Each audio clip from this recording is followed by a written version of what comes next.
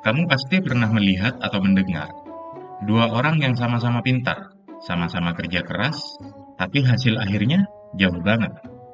Yang satu jadi miliarder, yang satu malah nggak terdengar kabarnya. Dan biasanya kita suka mencari-cari penjelasan logis. Mungkin dia lebih fokus, mungkin dia lebih niat, mungkin dia lebih disiplin. Tapi kadang jawaban sebenarnya cuma dua kata, hoki dan apes.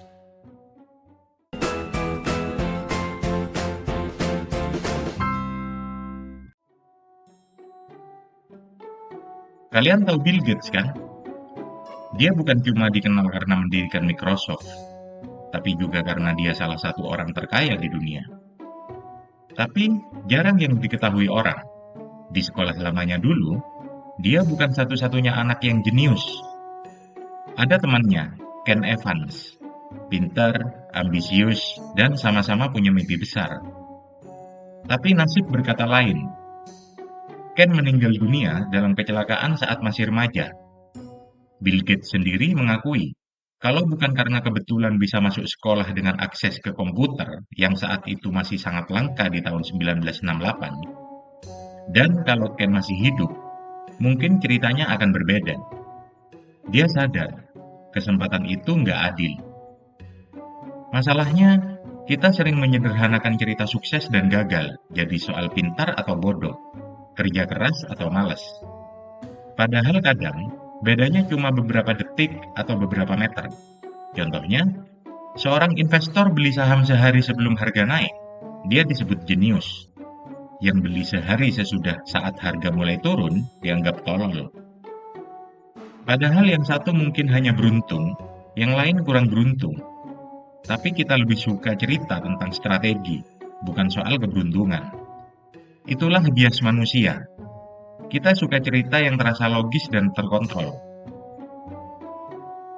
Kalau kita sadar bahwa keberuntungan dan risiko berperan besar, kita bisa jadi terlalu percaya diri saat sukses dan terlalu keras menyalahkan diri sendiri atau orang lain pada saat gagal.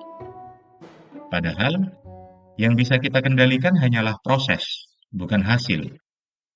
Menilai orang cuma dari hasil akhir itu berbahaya. Kita nggak tahu sepenuhnya latar belakang mereka.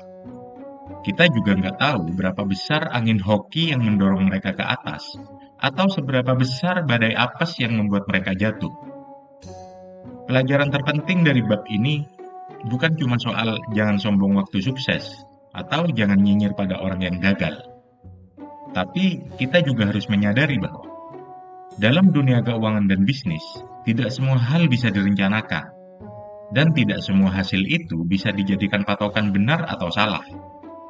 Maka, yang terbaik adalah rendah hati saat berhasil dan penuh empati saat menilai kegagalan orang lain. Jadi, kalau kamu merasa sukses banget atau justru lagi jatuh, ingat bahwa kadang itu bukan 100% karena kamu luar biasa atau karena kamu payah. Bisa jadi kamu cuma sedang dapat giliran hoki atau belum waktunya lepas dari apes.